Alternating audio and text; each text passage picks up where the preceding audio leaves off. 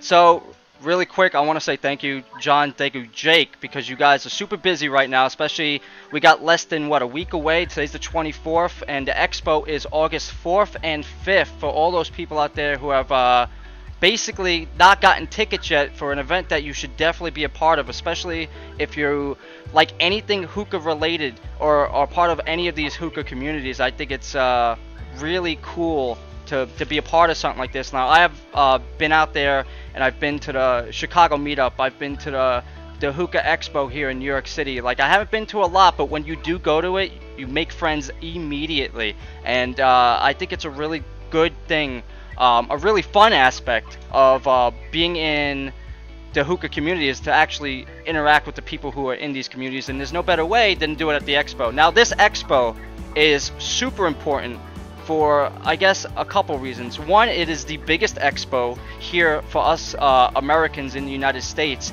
to show, hey Russia, hey Latin America, we can compete with you. Check out our expo. We do it fucking badass.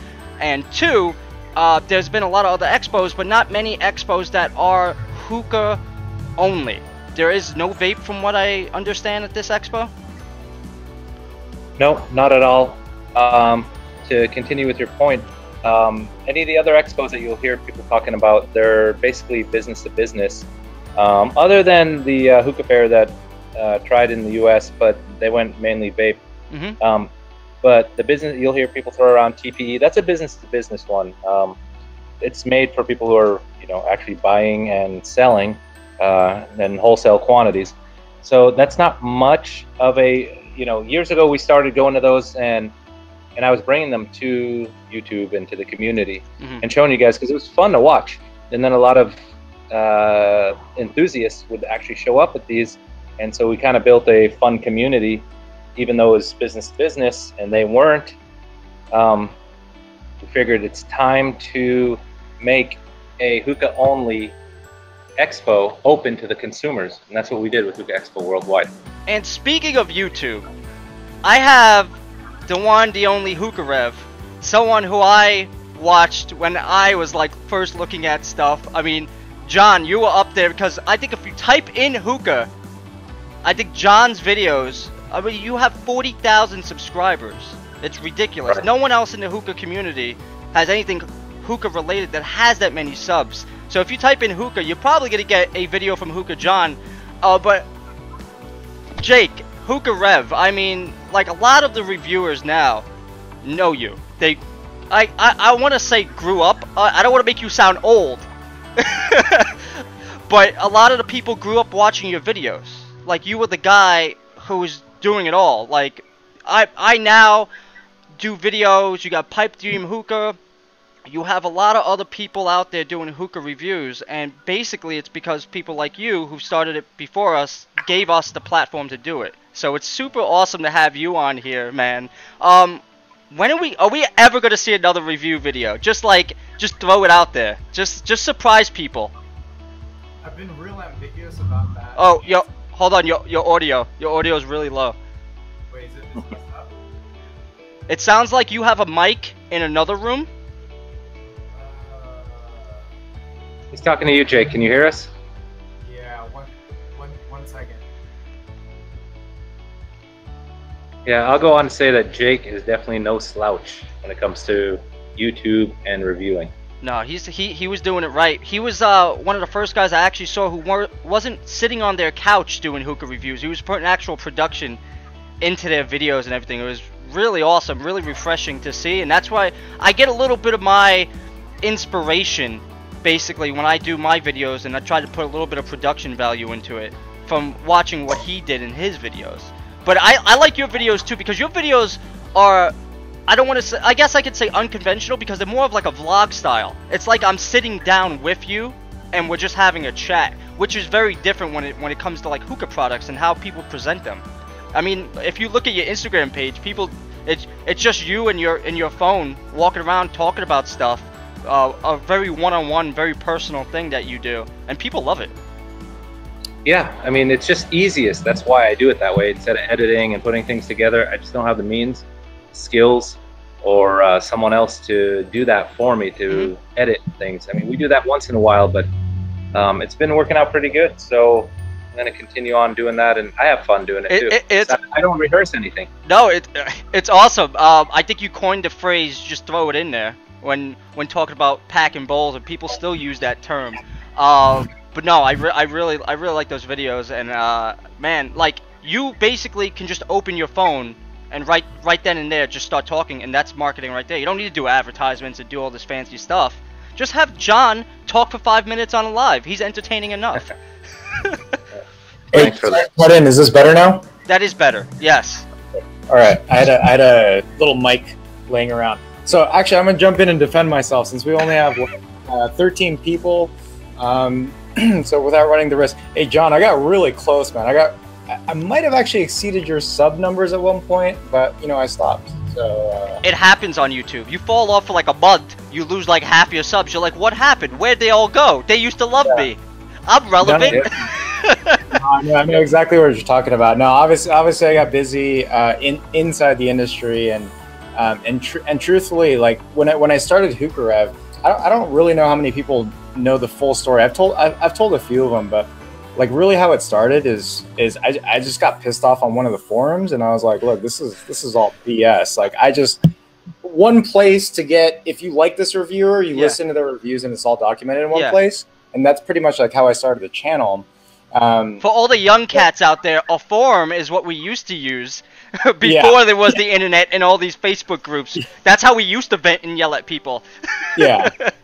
And obviously I bounced out because, you know, I started getting into some business and some work into the actual industry. You know, whether I personally feel like I've never been biased myself by any measure, but I just never wanted that question to come up. Yeah. So just as far as the answer to that, I just felt like it would never be fair as to if I'm really in it this deep, you know, how credible could my opinion be questionable? I completely understand where you're coming from. But this is why I love the platform of Hookah Expo Worldwide, and you know, I was definitely watching last year when John pulled together 2017 show, which I was just ecstatic about because this is what the United States market always needed. Just like you said, it's like, hey, Russia, Germany, let's show you what's up. Yeah, we needed that shot in the arm, John, that you just gave everyone. Yeah, and truthfully, the only person that did, and come on, John, like we've been talking about it for how many years? Like, oh, we should do we should do an expo. Like well into what, 5-6 years ago, but John actually did it. John actually pulled it off, and you know, mad respect to that. And it's no easy feat. I'm imagining it's like, you know what, we could start our own expo. Then when you sit down, you're like, holy shit, what did I get myself into? Like, this is crazy. Coordinating, getting all these vendors, you know, it's one thing getting a verbal yes, but getting people to sign those contracts and be like, you're gonna be there is, I am assuming, a complete either a nightmare or a blessing. I don't know which one it is. Oh, biggest nightmare out there is Alpha Comma.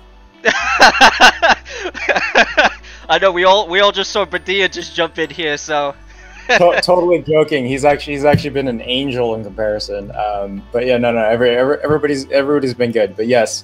Just like you've been saying, yeah, no, it was tremendous to see John actually do it. You know, everybody, 99% of people out there have great ideas. They want to, you know, progress the community. They want to do better, but it's all about just getting it done. You know, that we are so overdue for an expo like this. Getting people under the same roof, you know, getting people on a level playing ground. I couldn't be more excited. I know, like, I'm stressing that it's 9 days left, but at the same extent, it's like, holy shit, it's 9 days left before this all comes together. Is there like a little bit of anxiety there? You're like 9 days, and then you say, oh shit, 9 days is like nothing now. It's like right there. I'm drinking. What do you think? Hey Jake, how's your sleep schedule these days? How do you spell that? I'm assuming sleep is like a distant stranger to both you guys. I mean, you guys seem busy out the ass, especially now. But really quickly, actually, before we get into the whole expo talk and get into the specifics and who's gonna be there and things we want to see, John, what are you smoking right now? Because I feel like any hookah sit down should be talking about what we're actually smoking. Yeah, actually, I'm smoking that new flavor by Trifecta. It's called Arak flavor. I don't know if anyone's familiar with the drink. It's Lebanese, Middle Eastern drink. It's It's made with anise and grapes, and it's a liqueur, 100 proof. Mix it with water. How close is it like a double apple type flavor? Like it's going to be compared to that. It Yeah. will be compared. That wasn't the goal, but double apple tastes like licorice, and arak tastes like licorice. Yet neither one has licorice in it. And the funny thing about if you ever drink arak, if you're new to it, it kind of numbs your tongue a little bit in a cool way. And the actual tobacco does too. The flavor by Trifecta, they did a really great job with it. It actually numbs your tongue as if you're drinking the drink. So I just made a video on it, and I think it's uploading now. But you guys can check that out later. So that, using the knurl hose, smoking out of a MIG. That is a hose that I do want to look at. That will be at the expo, obviously, somewhere. Oh, for sure. Because we'll be running MIGs with the knurl hose. Oh, I know, me personally, I'm looking forward to checking out all the buzz behind that hose. Now it seems like John's no stranger here to a good drink, and I have seen that Jake likes to have a nice beer from time to time. If you ever checked out his Instagram or some of his social media, he has a picture maybe with a couple of drinks. Jake, what is your favorite beer? Because I have seen you drink beer from time to time on your social media. For the record, the beer is a front. Oh, the beer's a front? It's a show beer. Yeah, just to make it seem like it's like, yeah, I'm casual. No, man. But anyways, I don't really have a favorite beer per se, but I can tell you one story about a particular beer that I had, and certainly I can hold my liquor, okay? But I guess we'll have to see if that's true at Hookah Expo. But I can hold my liquor. John, I don't know if you disagree or agree. John's waiting to chime in here with something, but we'll let you finish. but let's just say, in all my years, I've never been in a situation where I actually woke up in my son's bed, my 4-year-old son's bed. I really had no idea. I was extremely irritated. Does he have like a race car bed? Is it something like ridiculous? Like no, it's actually a normal bed. We've made the environment very close to our room. Yeah. 3 beers, Golden Monkey. Golden Monkey. I didn't know where I was. I didn't know what century I was in. So anything that can do that, yeah, I guess it could be considered one of my favorites. Is it one of these beers where they're like, hey, you order it and it comes in like a shot glass and like that's your beer? It's like, wait, I ordered a beer. Give me like a man-sized drink, please. And they're like, no, maybe you should just stick with that because it's so powerful. Dude, I wish, man. I was at a local bar with a buddy of mine, and I was like, okay, Golden Monkey, cool, like 9.4%, whatever, like yeah. And they're like, you know what? I'm gonna have to like, in advance cut you off at 2 because we had to take it off the draft menu because once somebody gets to 3, they're stumbling out of here. I'm like, get the fuck. Yeah, no way. You're automatically calling bullshit on that bartender or whoever. Somebody's like, listen, you don't know who I am. I'm gonna do 5, and I'm gonna show you what's up. So 3 beers into it. Exactly what I said. But yes, Golden Monkey, highly recommended. I know Neve's trying to get together like a beer exchange.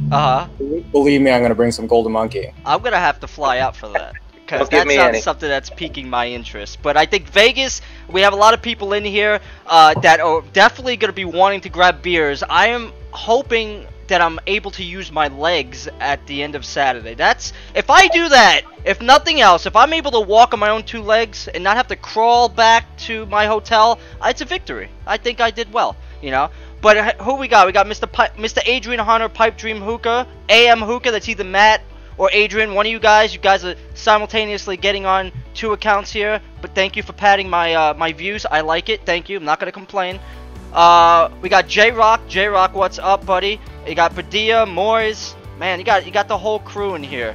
Matt Dezen. I want to give a shout out to what AM Hookah Podcast does. They do a weekly episodic podcast. They sit down with people in the industry. They basically, go through all your questions and they try to hit all the topics that you want to hear. And we don't really have a weekly show that we can tune into that actually gives us, those insights. And not only insights, but it also lets us interact with the people that they're talking to, which is a great thumbs up in my book. So I appreciate what you guys are doing. Gregory from Sky Hookah Distribution, my buddy. What's up, man? How you doing? And how you doing, Wes? So, Las Vegas Convention Center, South Hall, August 4th and 5th. So it's an expo, but it's lounge style. What does it mean for people who might be like, what the hell? Why would that be different from a regular expo? What's a lounge style? What does that mean? I think I have a, you know, I go to lounges frequently enough where, you know, a lounge style for me, sit down across from the person, you get more of a personal experience rather than a meet and greet. But what made you come up with this idea to bring that to an expo setting? Because it's very hard to do that. Either of you guys. I'll let Jake take that one, because that part of it this time was his idea. And we did in the past, you know, the one that we did in the past, we went like traditional expos, where just like a booth and a table, and you just come and stand and talk to people. But without speaking for Jake too much, this is hookah. We go to hookah lounges. We sit when we smoke hookah. So just make the booths, actually they're bigger. It's a bigger bang for the buck for the exhibitors. And then you can actually sit and chill with the brand representatives. And Jake, go ahead and continue on that. Yeah, definitely. So there's two perspectives of how we took the direction to the expo to be like this open lounge concept. So most of you guys know I served the last 6 years very, very deep into the industry, and knowing how much the expense was to actually exhibit. I mean, the numbers are ridiculous. You're a numbers guy. I can see that in your eyes. I see the numbers are turning. He's like Rain Man. There's just numbers coming around all over the place. 100%. So, you know, like, obviously it varies throughout, but on average, yeah, it costs about 6 figures for an exhibitor to get a nice stand, you know, just to show face for a little bit. It adds up. I mean, this is the price of a small house, right? Yeah. But not in New York City. Oh yeah, yeah. We're talking maybe Midwest. Yeah. But yeah, no. Just so there's that perspective of things where you get to a point as a vendor where that doesn't make sense anymore. Naturally, everybody wants to get a return on things, but at the end of the day, what I noticed and basically setting up 12 to 15 trade shows around the world a year, like literally single-handedly setting them up, the biggest takeaway that I always saw from the attendees side, whether it's B2B or B2C, you know, just like Hookah Expo is the biggest takeaway was how I got to interact with the customer and vice versa. It just, the biggest takeaway is like everybody wants to talk to who's behind the scenes. You know, it's cool to say like, hey, there's Fumari out there, there's Sherbetli out there, there's Alfakar. It's, you know, it's very easy to just put like a brand name behind things, but when you actually meet the people behind it, it's honestly the biggest takeaway from both sides. So with this open lounge concept, it kind of leveled the playing field a little bit more. We're not saying that we're hindering any of the exhibitors from representing themselves or adding like marketing to things.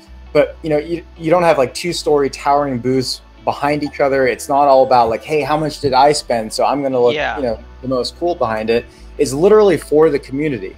It's for this industry where you get to come and you experience and just see what everybody's presenting. And just, you know, like I said, like having a level playing field behind everything and giving everyone an avenue to be able to meet and connect with people behind the scenes. And from the exhibitor side, really softening that blow of the cost of exhibiting. And truthfully, this is where John and I have the biggest stressor is how do we make everything cost effective? That's not easy, especially at the Las Vegas Convention Center and just, you know, everything behind. You guys booked one of the biggest places to hold a convention. Exactly. Like it had to be there, but you know, we cut a lot of things out that where I would consider as fluff or an opportunity for a show owner to make money, you know. And we're not saying that we're, you know, we're just these nonprofit or like we're just doing this for whatever, because we obviously want to grow the community. John has business in the hookah industry. I certainly have business in the hookah industry, and we want to see this have a future, not just this 3 to 5 year timeline. Like no, like guys like you, guys like John, guys. Like we know exactly what the hookah industry is, but we don't have a platform. Even considerably like our YouTube channels and our reach that we have there. In my opinion, it is just a drop in the bucket in comparison to what the whole industry is made out of. So, you know, we really got to figure out a way to connect with everybody and to remind people, like everybody that goes out and buys a a 100-gram, flavor of this or that or this, that they're part of something, because that's really what hookah is, in my opinion. So that was kind of the whole reasoning behind the whole open lounge concept. Yeah. And I think it was extremely well received. I mean, I think also you guys are giving all the vendors a fair shot at representing themselves by bringing like people who are knowledgeable and friendly enough and really, able to talk to the individual about their product and sit down with them and be like, okay, listen, I'm gonna sit here and smoke this hookah while we're talking about the product. Here, try this now. What do you think? What's your one-on-one impressions right then and there? So it's also great marketing research for that individual brand, because they're able to get immediate feedback. They're not just watching people walk past their booth. They can go out there and be like, hey buddy, come here, let me sit down, let me talk to you. What type of flavors you like? Oh, okay, hold on, let's pack a bowl, let's see if there's something here we can get that you might like and stuff. And I really like the personal connection, because I think when it comes to hookah, I mean, I started smoking hookah, basically me and my friends would go there and hang out and talk about what was going on in the day, and the troubles, or jokes, or whatever it was being. But you're sitting down across from a person and having that open dialogue, and bringing that to a hookah expo is, I think, in my personal opinion, is a great idea. And I like that you guys are doing that. Okay. I wanted to answer one of these questions too. AM Sure. Lucas said, he asked, why is Vegas the best place for this? And Cameron said, Los Angeles. We should have had it in Los Angeles. We just have too many laws in every different state. Vegas is just wide open as far as the resources, the places, the venues. They allow smoking indoor. Not too many places do that. They're still at 18 and over on smoking. So and plus, when you're going to travel to an expo, you want to find out what's going on in town. I mean, what's not going on in Vegas? There's a million things to do. And plus, we have a big community between. It's fairly easy to get there from California, from Southern California, from Arizona, and they have a big population in Vegas. So we get a lot of population from these three regions, and I'd love to have it to California, in California too. I wouldn't have to spend as much money on that. Plus, we have a big community here, and the weather's always nice. So we're still working on that for the next one, Jake. Remind me of an idea that I have for California that might be doable. But California as a whole, I've been trying for years. I've been working on this for years. So Vegas is definitely, it's the best place, because it's pretty much the only place that allows for it. Maybe we find some place in Kentucky that does it, but if I said, hey, the expo's in Kentucky, I don't think that many people will show up. Yeah, no I mean, offense towards Kentucky. Having it in Vegas is kind of like, hey, this might be your vacation for the year, and you're getting an awesome expo out of it as well. It's kind of 2 for 1.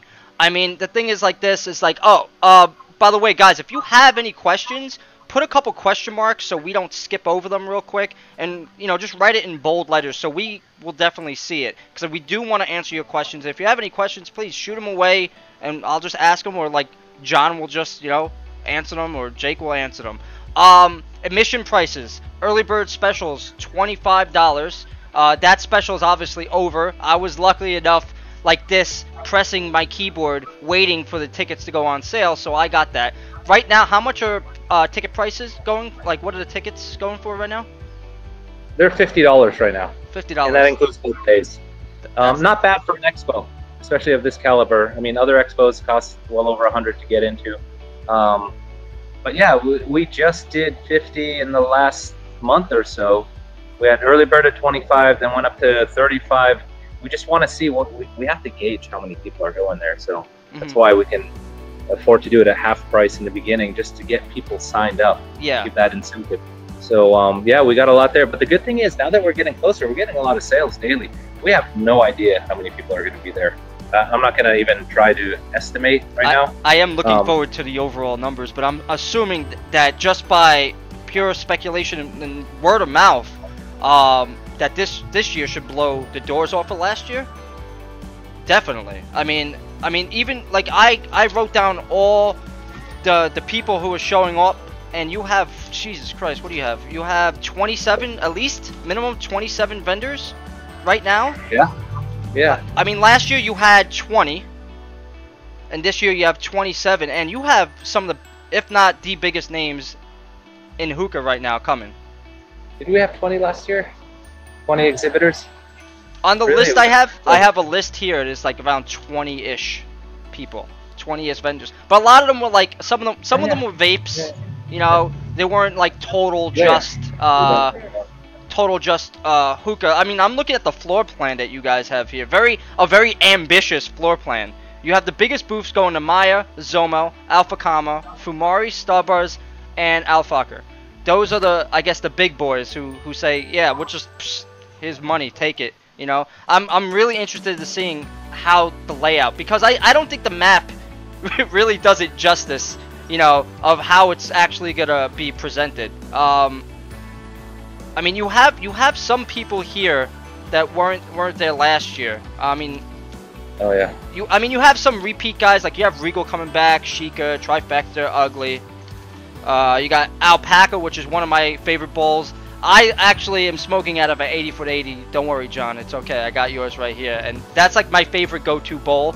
You have obviously HookahJohn, Hookah Headquarters, and B2B Wholesaler Magazine is going to be there again this year. But you have so many like brand new people coming out there, and it's crazy. Did the success of last year definitely played in to getting more people on board this year? I'm assuming, right? Yeah, absolutely. A lot of brands held back last year. And this is kind of something that it just disturbed me a little bit. It's like their feedback was, well, we want to see how it goes the first year before we sign up for it the next year. I'm like, motherfuckers. Yeah, that's kind of like, you guys, this year it's not going to be a great show. It turned out to be a great show, but this year is going to be so much better, especially with we got some big dogs coming in. Starbuzz is going big. Zomo coming from Brazil. Alfajama is coming in, which is really great. Maya didn't come in last year, and that's going to be great because they were always a big brand in the beginning, and it'd be great to see what they've done in the past few years. So I'm really proud of the big guys. We've got some of the smaller guys who just started, like Azur. Sir Bentley just came to the U.S., so really excited to have those guys here. Where's some of the newer ones that Phoenix Hookah Company? They're coming out. You got Al-Waha. Yeah, it's coming out. Yeah, Al-Waha's coming out. I'm excited about that. I mean, I think there's still a lot of people who haven't really been exposed to certain brands. I'll just take Azur and Sir Bentley as like two brands that are really good that a lot of people still don't really necessarily know about, and this will be a good expo for them. Yeah, Maya's gonna have their new X function technology, hookah out there. Then you're gonna have Starbuzz that just came out with the carbine. Got a really good reception for the people who bought that. Jake, I have a question. What is your role with Starbuzz? Are you still the man over there in Starbuzz? What's going on with that? Oh no, yeah. For the record, on the greatest of terms, because I actually have a lot of projects. Just on a day-to-day, I wanted to focus on a lot of my businesses, but no, since early 2017, I have no involvement with Starbuzz. Okay, because I know that I had a couple questions of people asking, like, hey, is Jake still over there? What's going on with Jake? And I'm like, I have no clue. I will ask him though. I try to stay as classy as I can. I mean, there's like I've heard stories, I've heard different things, but no, I mean it couldn't have been more on amicable terms. But that's why it's like there's no need to publicize it. There's no need to like go on record or talk about it. That's at least the way that I thought was the most respectful way to do it, because there's really nothing wrong, you know. Yeah. No, that's good. That's good to hear. No, I'm glad it ended on good terms. So none of you motherfuckers out there can start no bullshit now. You heard it from Jake right here. Jake, really quick, this is a question for you. Being an old school YouTuber, do you have any advice for, you know, you have a couple people in here or YouTubers that are trying to make their way and, you know, do reviews and stuff. What is a piece of advice you can give to them?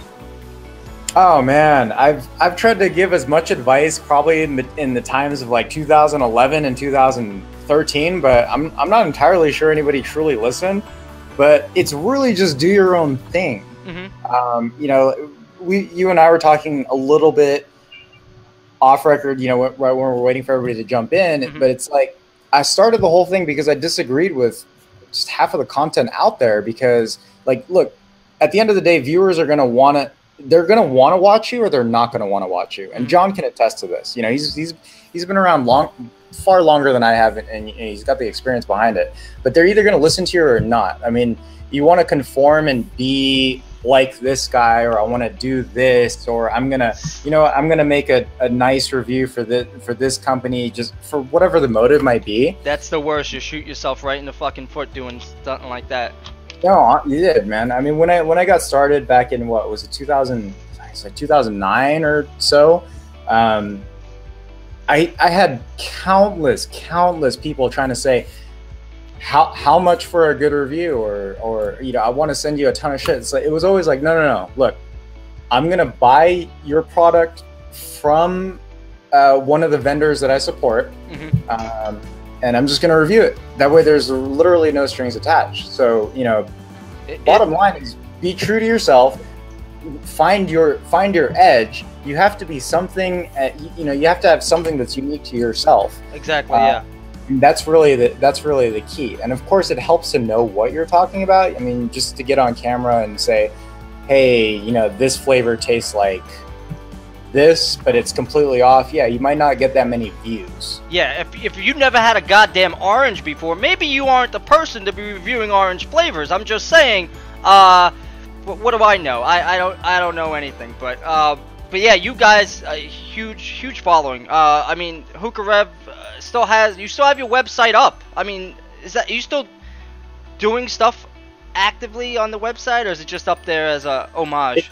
It's up there, and actually, I was poking around on the HookahRev YouTube channel that I'm actually logged into right now. Yeah.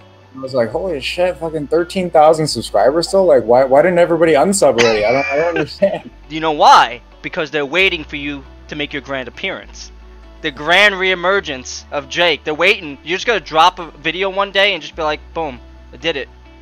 All right, so now that we're just, this is it's leading in that direction. The last time I was online, I think was actually with J-Nuck. Yeah, J-Nuck pulled me back online for a little bit, and I told him something was coming. But you know what, Chris, I'll tell you too. I always said if I'm going to come back, it's not going to be on YouTube, and that could mean a lot of different things. Okay. Curious, dropping little hints. Okay, that's right now. I'm just busy with the expo. I just want everyone to have a good time, and that's a lot harder than it sounds. Yeah. Well, now that I have both you guys here, I want to ask you guys, Russia, okay? Fucking Russia, man. Alright, so they have a very strong market right now. How do you see us in the US market to compete with them? What are things that you think we have to do to kind of, because everyone's talking about Russian pipes, Russian tobacco, Russian this. I mean, I think that the United States, we have very good products here, but I think, I don't know. I mean, John, your bowls, I haven't met a single person who really doesn't like the 80-foot 80 or the 80 feet bowl. I think we have really good products here to compete with Russian market. What do you guys take on that? Well, my thoughts on it are Russia is a great. Sorry about that. That's the Russians, by the way. You see that? That was a Russian driving by real fast on a motorcycle. He didn't want to hear what I was about to say. Russia is a great market, great people. I went out there, visited. They've got a lot of innovation out there. One thing that I am liking is that our bowls actually sell out there a lot more than their bowls sell out here.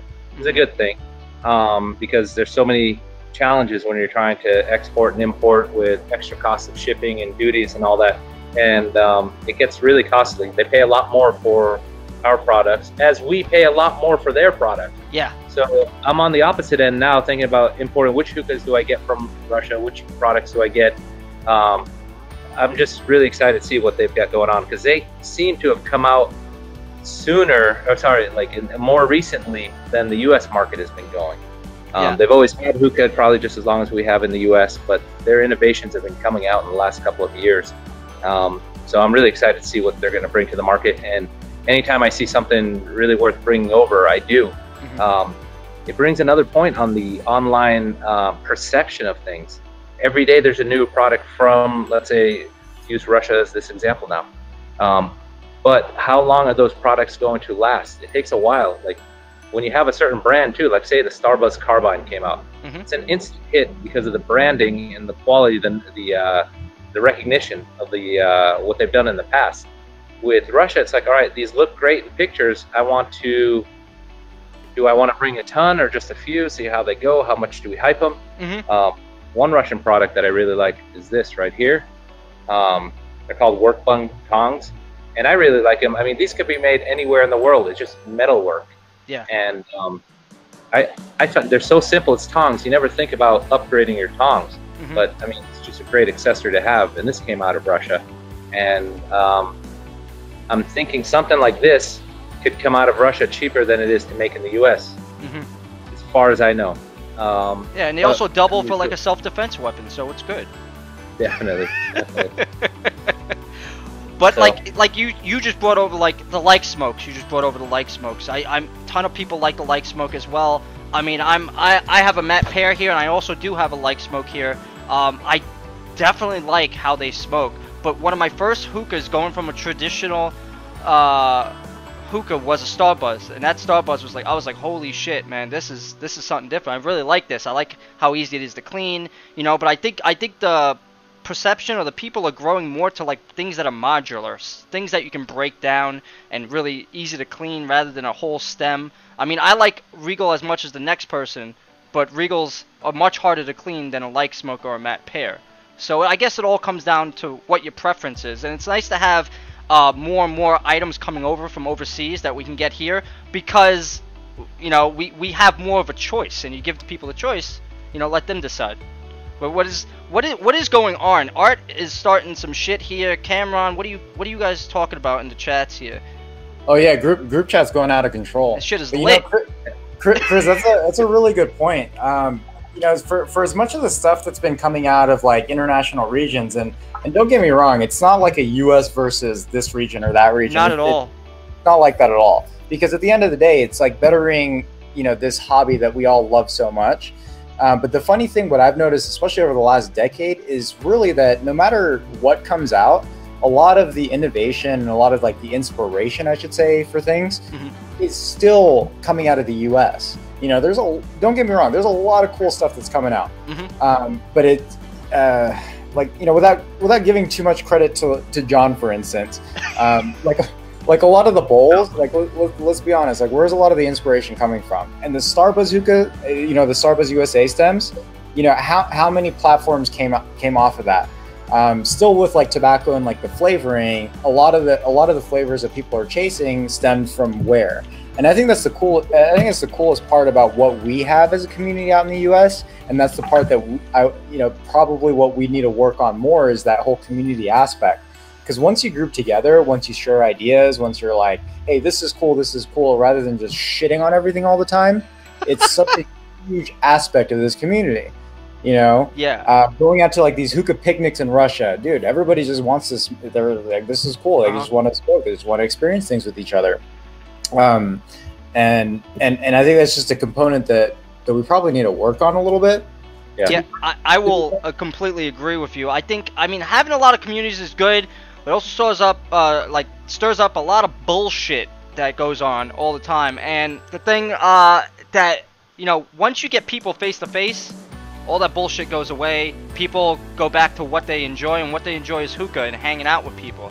So I think like, not get back to this expo. This expo is a huge deal because you're getting people from like 12 different countries, John, coming all over the world, meeting people. I mean, even at the small one, the Hookah Expo here in New York City, I met a bunch of people from Russia. They were just happy to be here. They were happy, literally, to talk to other people about the ideas in the hookah community, and just to enjoy what they enjoy with other people around the world, which is great. I love that shit. Guys, I'm becoming a rich man here. I'm gonna have you guys more on. I made it, guys. Jake and John are getting me the money, the dollars. Is that what that is? The gamer dudes are donating. I don't know who is this.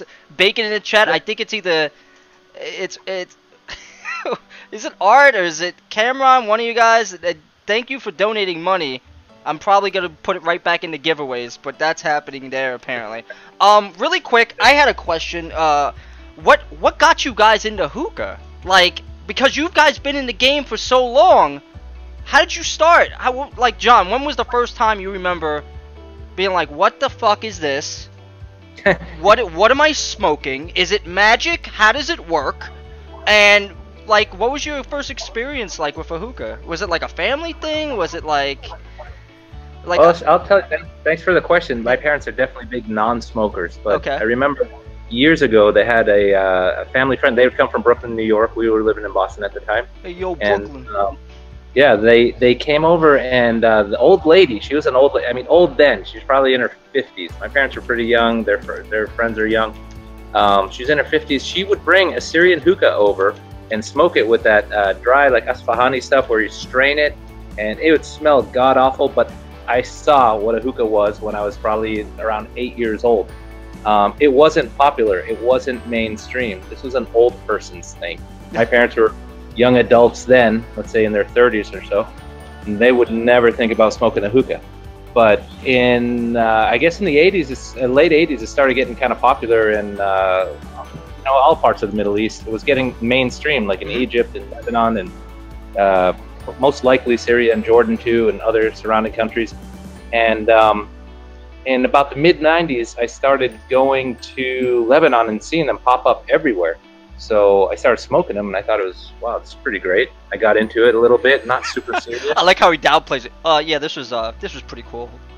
Yeah, it was like, but it was like flavorful then, and they made all these. Well, there weren't too many flavors, but it wasn't straight tobacco. It's like your two apples basically. That was your only choice, or straight tobacco. Mm-hmm. And so after going back a few years, I noticed where they were. It was already in the U.S. And so I'd start noticing, oh my God, that's a hookah lounge, and go check it out. I'd get into it as a hobbyist. That's it. But nothing major. There weren't many. All you do is get a hookah and some tobacco and some coals. It was very simple. After years went on, I'd been going through a serious change, a financial change. The whole real estate economy crashed. Yeah. So I was just smoking hookah every day. Oh wait, you used to sell houses? Yeah, and I used to do mortgages and all that stuff. Yeah. I got to talk to you when I come up to Vegas. Maybe I have to buy some properties. HookahJohn properties. So it used to be. So it was supposed to be a temporary thing till it blew over, the whole crisis. And I got into it, started rolling. By the time real estate came back, I'm like, well, screw that. I'm doing good in hookah. It just grew so much. It's been, I'd say, 10 years now. So I'm not even looking back at real estate. As far as a career or anything like that, there's no reason for that. And real estate is doing pretty good now, but I'm happy doing what I'm doing. And the actual community taught me a lot and kind of showed me which way to go as far as which products, because I thought it was a pretty simple thing. You buy one hookah, you've got that for years, and you just buy coals and tobacco. It's not like that anymore. You want to have multiple hookahs. You want to get something that's not so traditional. You want to try different brands of tobacco, all the different flavors. Yeah. And accessories. Accessories are huge. Like, no one cared about hoses before. Just get me a hose, and when it's bad, I'll buy a new one. Now, it's like, I want to try all these. There's so many diverse. Look at the hose you're using right now. People spend like hundreds of dollars on just hoses now, custom hoses. You have Derek Moses creating hoses for the people. And, custom engravings, different types of wraps and stuff. And now it's become a thing where people almost need to have this thing, Definitely. So I'm still going strong and can't wait for the future. Looking forward to the future. The Expo, my personal goal out of the Expo, and this might be a selfish thing, but it's to grow the consumer base, because not enough people know about hookah. And there's plenty of us right now, but look at what vape has done in such a short period of time. We can discuss that if you want. I'd rather not, but I think it just comes down to simplicity. But hookah is just so much more fun. I mean, vaping, you're taking it as just look at the guy next to me, just vaping for a nicotine fix, right? Whereas hookah, you're just, by the way, I like your vapes. We talked about those today. And I'm not a vape person. Oh, we're gonna get the Jake. Oh, we're gonna get the Jake. I found this article from Jake did, so I gotta ask him questions about that. Hang on, I gotta find a poop emoji real quick. Hang on. Yeah, but I'll just leave it off with this. Hookah is a social fun thing. As much as everybody likes to get hardcore about, well, you got to use this pack method, you got to get this set up right, and align everything together. No, dude, when I'm sitting here with I'm not really thinking about my hookah. I'm just puffing on it because I'm focused on you guys. Yeah. I mean, it's a social thing. The hookah is secondary. Like, I'll have hookah while I'm eating. Yeah. I'm not concentrating on my hookah. I'm concentrating on my food. Yes. When I have guests over, I'm in the conversation with them, and I'll have nothing to do with hookah. Hookah is just like, it's like having a drink, basically. But people make a big deal. Once you get it down, it's pretty simple. You get your own methods. It's pretty easy, and it always works. And I think we should just bring it down to being simple again, but definitely bring back all the innovations we can. I love the innovations. Every time I see something come out, whether it be here or somewhere else in the world, I'm excited because I'm like, you know what, the market's still going forward. Like, it's not stagnating. People still want this. You know, people are still trying to create new items and new accessories or hoses or whatever. You know, and it makes me happy when I see that. Without going into someone who will not be named here, there is no fucking hookah czar. There is no one being who knows everything about hookah. You know, like, you're constantly evolving, constantly. Badia, you have to stop. I'm gonna have to buy $100 worth of Alpha Kama now. By the way, Jake, you got very nice comments about your hair. Your hair is still on point. Apparently, that was a topic. That was a thing. People are very happy. I'm just excited. Badia donated the 51. He went up. No one's good. Guys, I appreciate it. Stop donating money. I don't want the money. How do you even do that? I don't even know how that works. I don't know. I don't even know where the money's going, John. The money's going to some offshore account. Badia, I'll be packing no more than 10 bowls at your booth at Hookah Expo. So, Badia says, not to get off topic, but he's going to have a huge cardboard cutout of himself at the expo. And I want to see how many different things we can put on that cardboard cutout and take pictures so we can put it up on social media. I want to try to get someone's hat. I want to try to get someone's jacket to put over it. I want to try to make it as goofy as possible.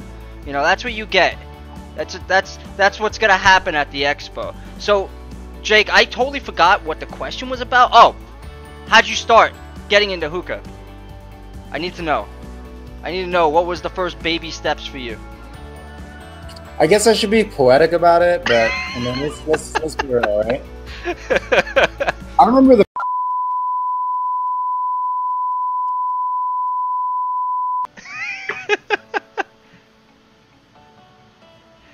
Alright, so I guess since I got you here, we still need to talk about a few things, I guess, about the expo.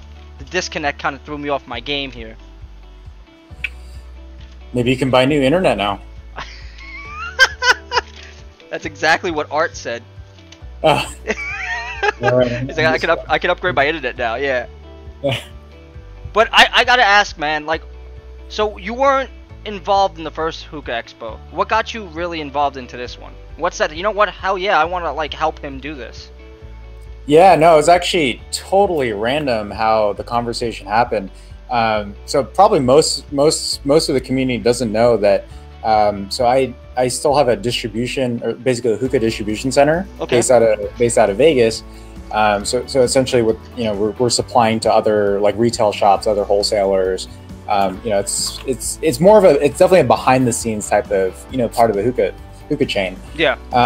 So John and I have naturally worked together for a while on that sense, like vendor distributor relation. So I literally hit him up because I had an overstock on something, and I was like, hey John, could you use this? Could you like resell it? Because I need space in the warehouse, you know? Yeah. And he's like, oh, probably not. But hey, do you? I need some help for the Hookah Expo. I'm like, what? That's a weird segue into that other part. Yeah, yeah. Like, how does that conversation turn into that?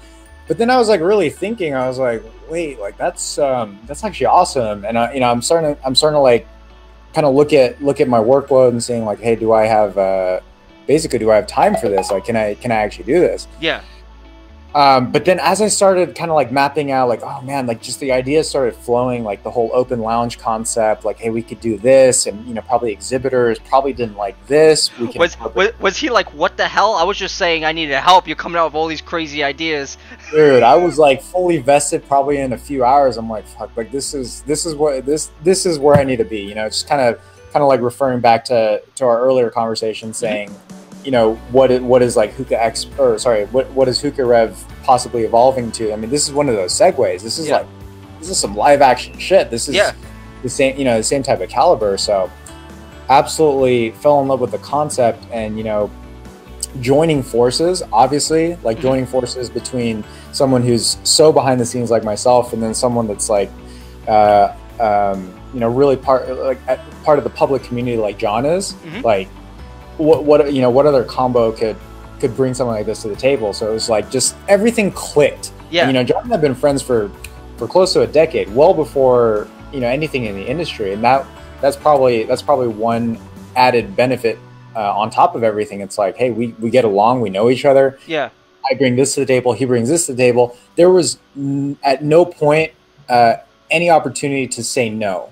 So that's that's pretty much how it came together. You bring up a good point, because I think there's like a handful of people who kind of like did the whole hookah reviewing thing and then transitioned over into the industry. And I always tell people, I was like, if I'm still doing hookah reviews in 10 years, please tell me to stop. You always want to gradually move forward in whatever direction and get better at what you're doing and move to the next level. So it's really refreshing and interesting always when we see people like you who've, I mean, I'm not doing what you did it on a much better level, but graduate and get to that next plateau, and it's really awesome to see that. Because I doubt when you were first doing hookah reviews, you weren't being like, oh, you know what, one day I'm gonna do an expo.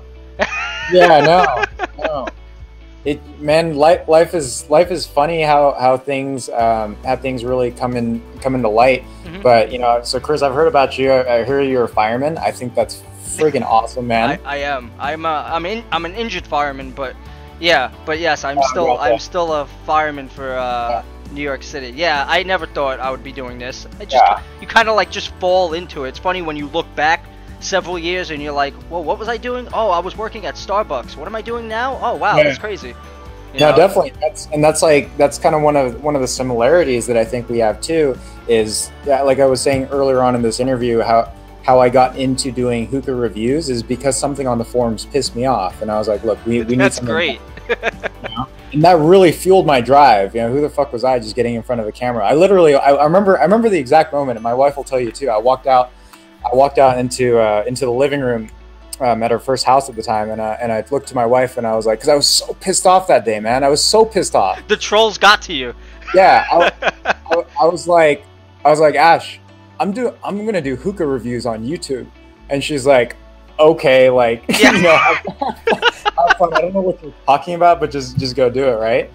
But that was like a big driving force. Is I had a really cush job. I mean, I had a director position at one of the hotels out here in Vegas. Wow.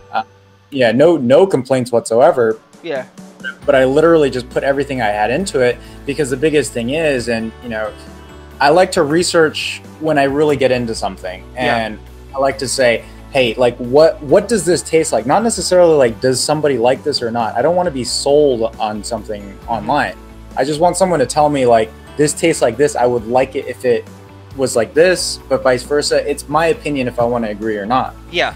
And that's how the whole thing started. And truthfully, one of the biggest things that I miss is doing like the whole review portion.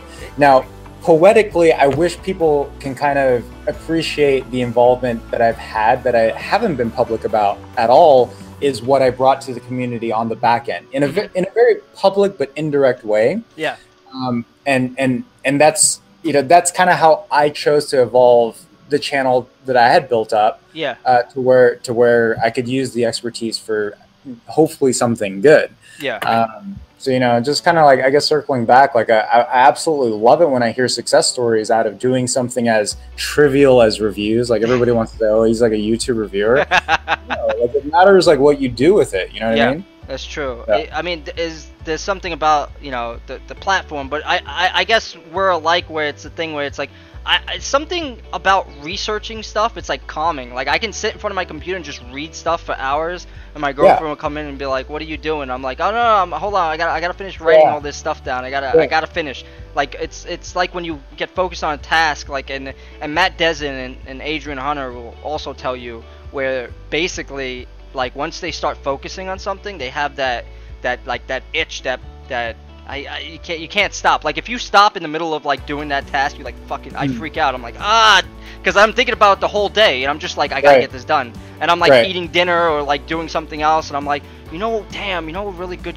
Go good with this review, because if I write it this way and I'm like out somewhere else, completely not involved with anything hookah, and that's what I'm thinking about, and it is crazy. It is interesting. Like since you've been around for such a long time, what are some of the things that you've liked that you've seen changed, like for the better, in the industry or the review? I guess. Okay, let's start. I guess maybe as a hookah reviewer, let's start there. Like, what have you seen like?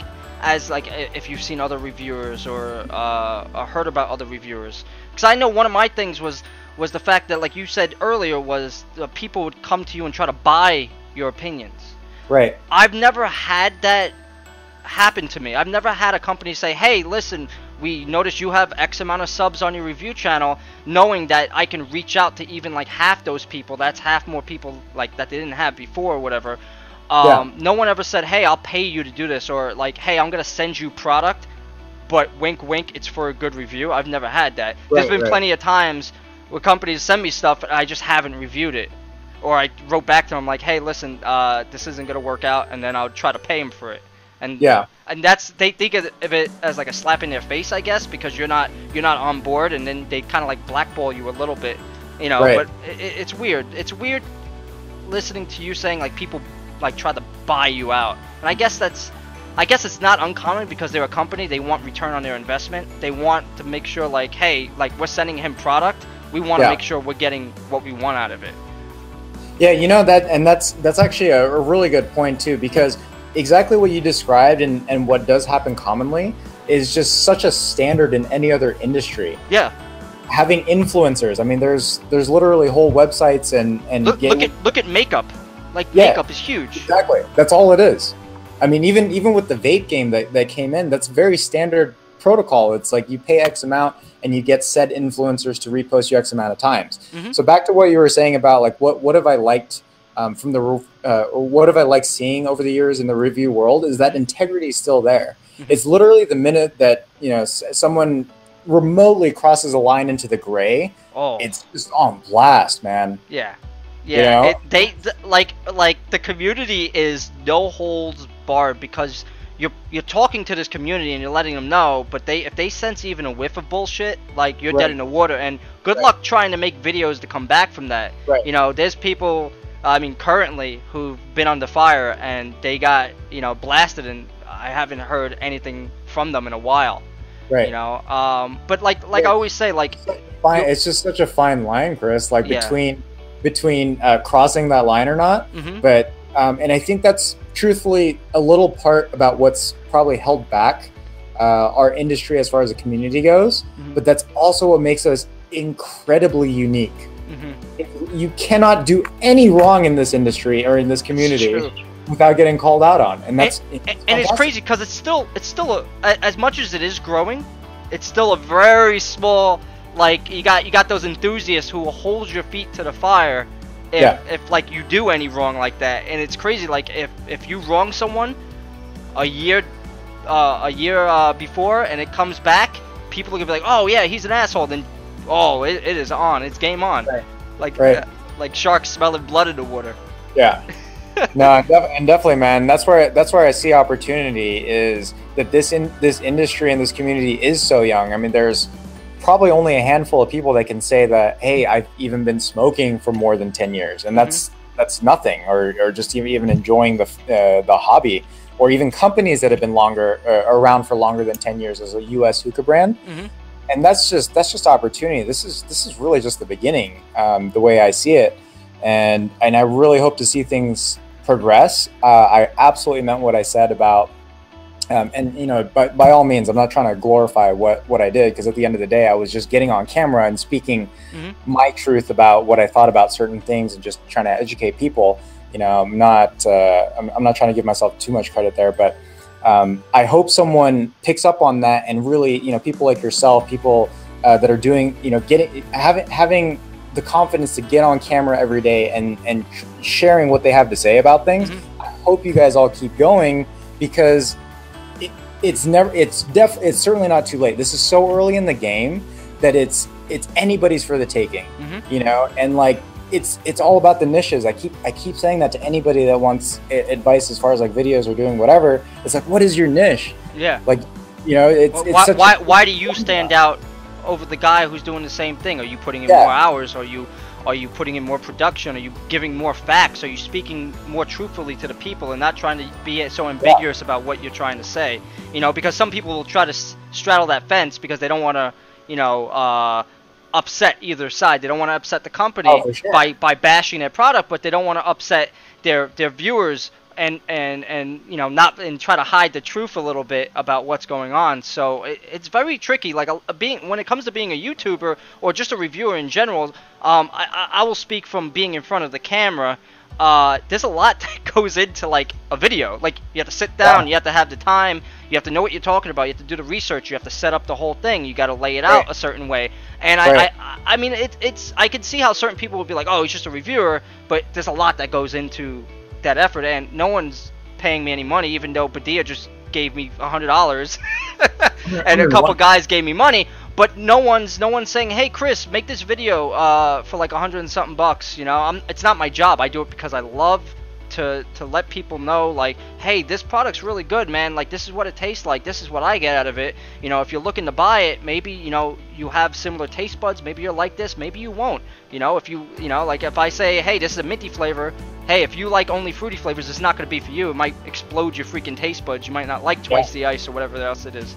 But it's Ronald asked a question here. But is production more important than content? Obviously not. No, there's several people who have YouTube channels who can sit on their couch and spit out crazy factual information and don't need all these graphics and all this other stuff. I like doing it. I love video production ever since I was in high school. I used to make like anime music videos. And that used to be what I did on my hobby. So I like, you know, cutting, editing, you know, putting graphics in, doing different text. Like, that's my hobby. You know, it's not my job. So like for me, I put the production aspect in there, but I hope that the content speaks for itself. If it doesn't, then I don't deserve your subscription. I deserve you writing the comments and being like, hey, listen, like, you missed this point. You didn't speak about this flavor. You didn't talk about the cuts, blah, blah, blah, blah. You know, I need also that feedback to make me better. To be like, you know what, that guy's right. I didn't explain that, and you learn and grow from it. For sure. So, what are things, I guess this is the more trickier question. Now, what are things that you see in the community right now, now that you're in the industry, and you're kind of like looking at the whole bigger picture, the whole aspect of it, and being like, wow, this shit needs to fucking stop now. Like, this is ridiculous. I think bickering and arguing over like the minute bullshit and the egos is like killing me. Like, if you tell me, hey, you're an asshole, right? Well, okay, that's not up to me to decide if I'm an asshole. That's up to everyone else. That's everyone else's opinion to make of me. Like, I can't go on a cloud of judgment handing out life lessons because I don't like what you say about me. I think ego, some people need to take their ego out of it just a little bit, you know. What's your take on that? Yeah, no, I agree. And you know, everybody has an ego, but I think it just, all right, so, I mean, certainly, Chris, like the time that I was online and doing, you know, producing my content out there is a different time than this. I mean, come on, man, I couldn't even figure out like what the fuck is this? Like, what does this appear in? You know, like I really wish we had more avenues to communicate, and it wasn't even that long ago. But there's just so many more avenues to get your voice out there and to be heard and to, you know, quote unquote, be a keyboard warrior, right? Mm-hmm. And the ego part certainly plays a large factor into everybody's attitudes, but I don't think that's ever going to change. It's really the elitist mentality that I don't know. I can't get behind in that, and I can't help but to think that it really just hinders us as a community. Mm-hmm. I'm absolutely not singling out any single group, because over the course of even the last 3 years, we've seen so many groups, and now we've transitioned, of course, into Facebook groups. We've seen so many groups inflate and deflate literally overnight, right? Mm-hmm. And just like you said, okay, it's ego driven, possibly. Yeah. But I feel like everybody just forgets like why we're here. Look, even in the aspect of business, if a friend of mine opens a competing business in the same segment that I'm in, naturally you want to say like, no, like it's me, not like you calm down. Yeah, because ultimately they're gonna take a little slice of your bread away. Right. Take it. Yeah. Yeah, but what you know, what fucking difference does it make if you figure something else out that's, oh, this is great, like you like this, you personally like this. I mean, hookah's so opinionated. Yeah. Just like food is. Yeah. What's the difference? Like, you can't sit here and tell me that if I undercook my noodles, I'm wrong. No, that's the way I like it. Like, let's be real. Yeah. I hope that we can find a way to get past things like that, so that truly, if anybody actually believes in the bigger picture of this industry, we'll figure out a way to get past that. Yeah. And another one of the subtleties that I was trying to inject into the expo, it's like, hey, we're all on the level playing field. Yeah. I don't care if you can afford $1 million booth or you can barely afford $1,000 booth. If we're here to grow the thing that we love the most. Yeah. And I would like to see a little bit more of that, and to get not only hookah companies, but actually like tech companies behind avenues to express ourselves even further. Yeah, tech companies, I would assume, a lot more cutthroat. I mean, they... Yeah. Whew. I mean, Yeah. the thing is like this. It's like, I'm a firm believer is that the moment you sit down and you be like, I know everything about this specific topic, I don't need anyone to tell me anything, my word is law, is the moment you maybe need to take a step back and walk away for a little bit. Because especially even with hookah, like, we might be packing these bowls a certain way using a certain heating method, this week, and then next week, guess what, someone came up with something else, someone's packing it differently, we're using a different style bowl, maybe we're using something with 3 different spires, I don't know, but you have to always constantly evolve and learn. And I think some people within the community just don't want to hear it. They're like, no, I've done this for X amount of years, I know what I'm doing, I don't want to hear anything else, and that's kind of super toxic. No, definitely. There's so many sides to every story, but I mean, I'll go so far as back to, I'm pretty sure I was one of the first people to actually receive the Cloud Lotus, like before it was even an inkling of a prototype, and I was like looking at it. I'm a very traditional foil guy. Like I still don't. It's weird. I mean, well, even though I'm firmly in the camp that foiling and doing that is still somewhat of an art form. Where I've even talked to people where they've used an HMD for so long that they forgot how to foil. Like, they'll go throw it in the sink to like clean it, and they'll be like, "Fuck! Like, how do my hole patterns are fucked up? Like, this is all messed up. Where do I place the? I'm burning my head because I'm not using heat management right. Like, there's a lot of different aspects that go into it. Right. Yeah. No. I mean, even when I reviewed it, it was more like, wow, this is just too different. It was just it was almost like the year that we were in wasn't quite ready for it yet. So I didn't bash it because I knew that this was going to be great for some people. And for so many years, I didn't use it. I can tell you right now, to this day, I use the Lotus almost every single day out of convenience. Yeah. I knew it would change the game, but it wasn't, it wasn't right for me at that time. So again, it's just like, how do you deliver that? How do you deliver that information, and how do you accept it? Hey, this guy out of nowhere, Reza comes along and changes the game with a heat management device. Like, we didn't even know what HMD or heat management device meant at the time. Because people would buy just being like, well, why do we need a heat management device? Just throw the 3 coals on top. And if you want more heat management, then just change the coals and flip the coals. There's people who still to this day in lounges don't use they like certain places here in New York City. I've seen them slowly start to use HMDs like a Lotus, but they're not the knockoffs. They're buying them from who knows where. They're not the same thing, but they just like, oh, we have a heat management device.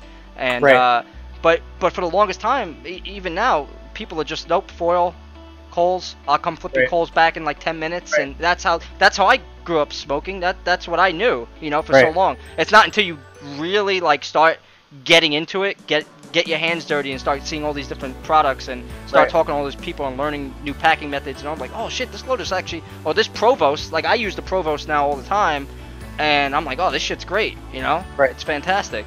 I am super curious to see, what are you looking forward to besides the fan interaction at the expo? What are you looking forward to? Anything product wise that you're looking like? Damn, I haven't tried this, and it's gonna be at the expo. I'm looking forward to it because I mean, as far as what I'm concerned, I do want to try the Starbuzz carbine, and I want to try John's new hose because I like the bigger hoses.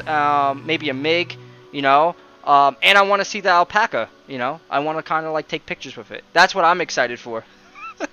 I hope my answer doesn't sound like too much of a cop-up, but for anybody that's been keeping up with like the FDA regulations and just kind of like where the current climate of this industry is in, it's so tough. It's been kind of a standstill for the last year. Right? Because, well, I don't want to get into it too much, but what I'm looking forward to the most is to kind of see how every exhibitor, literally every exhibitor, is reacting to it. Oh, that's, yeah. Right. Are you coming out with something that's different? What's, like, how are we shifting? Yeah. I'm in contact with a lot of people, but I don't know everybody's plans or business strategies or anything like that. Yeah.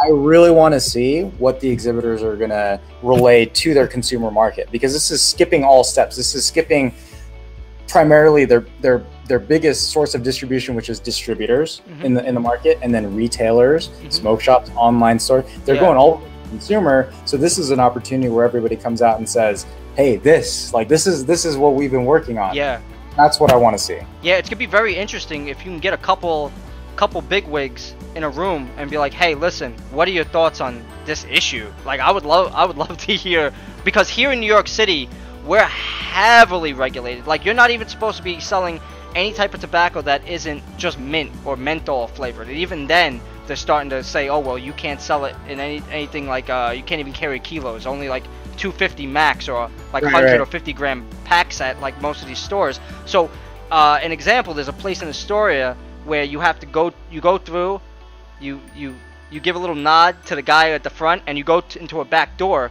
and he has a camera back there, and you turn the light on, and you're basically going through all the forbidden flavors that are not supposed to be, because he can't have them in the store, but he sells them to the lounges. No lounges here are supposed to be smoking tobacco, but they get around that, and eventually the hammer is gonna drop.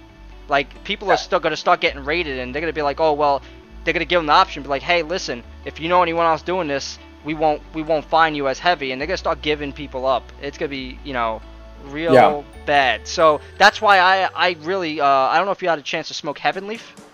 Heaven Leaf, I think, is a really good product for a lot of these places that are so heavily restricted by these markets where they can't sell tobacco, or people like the consumers, their only avenue is to buy online because they can't go to the store anymore because they can't sell it, and it's tough. How do you get more people into hookah if they can't buy the product? Yeah, definitely.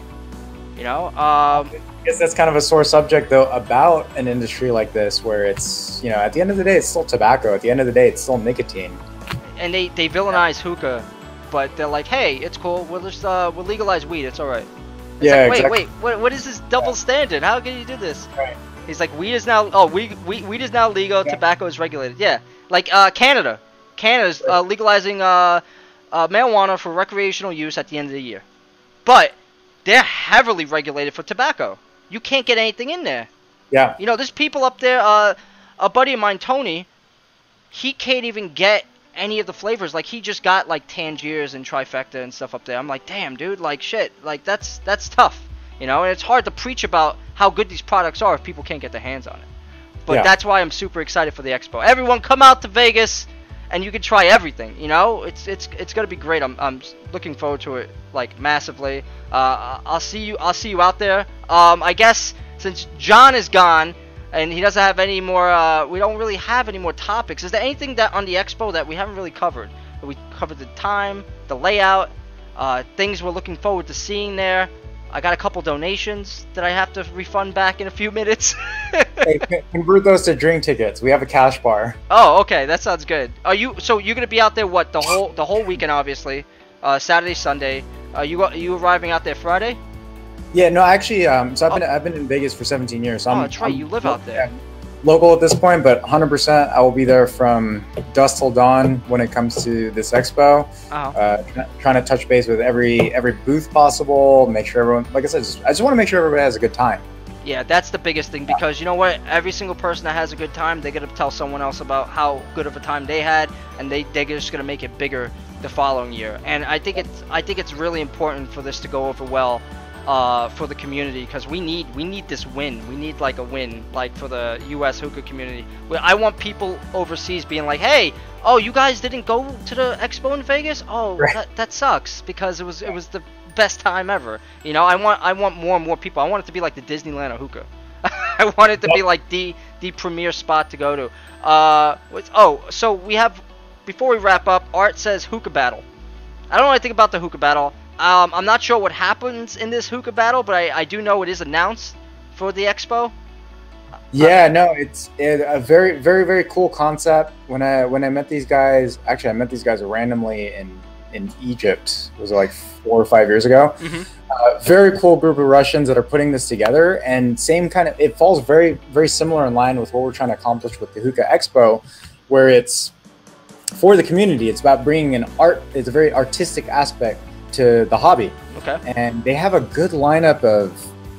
absolutely good lineup of juries this year. Let me see if I can pull this up. What exactly do they do for the battle? Is it like a mixed competition, or is it like, you know, hey, you can use any type of hookah, see what hits the best? Like, yeah, so the best part is it's kind of like one of those, there are no rules, right? 2-man enter, 1-man leave. There's no requirements as to material, tobacco, coal, whatever, anything goes, and on top of it, anybody can attend. Or sorry, anybody can compete. So they've got their OGs from all the way from Russia, Europe, you know, everywhere they've been going. So they were gonna bring in these crazy setups that they have. Oh, if you've never seen it, I haven't seen it. Absolutely blow you away. It's insane. The level of complexity they put into their hookah constructions. I want to see a hookah in a fish tank or something. I know someone had a picture of that not too long ago. I hope someone one ups it, but yeah, some of the stuff that, you know, I've seen, like the pictures from like the last expo and just kind of some of the recent stuff, it's quite tame. But some of the things that I've seen have been like, I mean, they deserve an engineering award. It's absolutely crazy. Well, I'm definitely gonna be there with my camera recording that, because I'm super interested in that. So no, is that going to take place on Saturday or Sunday, or is it like a 2-day event type thing? Yeah, so it's going to take place on Sunday, and it's going on for 3 hours between noon and 3 p.m. So that there's, you know, everybody kind of gets makes their rounds at the expo, and then they kind of end it with like the hookah battle. So it's yeah, it'll be a nice little ending to the whole event on Sunday. That's pretty dope. Last thing, is there any news? I know John wanted to do some kind of like party or something this year. Is that happening? Do you know anything about that, or do I have to like go bother John for that question? No, we were gonna try to put a little after party or official Hookah Expo after party together. Frankly, there's a lot of moving parts to it. I mean, come on, we're putting on the expo itself. Yeah, and then all of a sudden you got to do a party on top of that. I mean, right. Because I know he just put up a video maybe a couple days ago, and he was talking about it. So but he was very vague. Like he was like, "Oh, we're trying to do it." So usually when it's trying and it's still a week away, it's kind of like, I don't know, take it with a grain of salt at this point. Might happen, might not happen, but you still have a good time. Well, a little bit of an insider secret. He is planning on whoever shows up to kind of his last minute, hey, we're partying here, we're grabbing drinks here. He's probably going to buy you a drink if you show up, okay? Oh, then I go to get your free drink. but the difference in this year is there's been an overwhelming group and pockets of people that are getting together, like at Oasis Lounge, at Starbucks Lounge, Zuza Lounge. Everybody's just getting together on their own. It's like, why interfere? Everybody's doing their thing, and everybody get together, and we're going to be smoking hookah for what, 8 hours a day? That's true. I think we're covered. So that's true. You're gonna be. I'm assuming you're gonna be out there running around. You're not gonna get any sleep because people are gonna want to see you all the time. I'll try to be as many places as I possibly can. Why don't we just get you a cardboard cutout? Then we can put you in multiple places. Be like, look, Jake's in. It's nothing like the real thing, man. Well, Jake, man, thanks for stopping by. I appreciate you taking the time out and talking to people and just, you know, chatting it up and having a good time. I will be seeing you in Vegas. I'm going to be out there Friday, Saturday, Sunday. I think I'm staying at the Venetian. Nice. So I'm going to be close by, man. But when I see you, I'll shoot you a text when I get out there and For sure. see what's happening, man. So everyone, thanks for tuning in. Having Mr. HookahRev here himself. Jake Jacobson. Thanks so much for having me, Chris. Like I said, I absolutely love people like yourself just really pushing things forward, having something interesting. I've been watching. I don't know if you know, but I've been watching. You know what? It's weird when people say they actually do.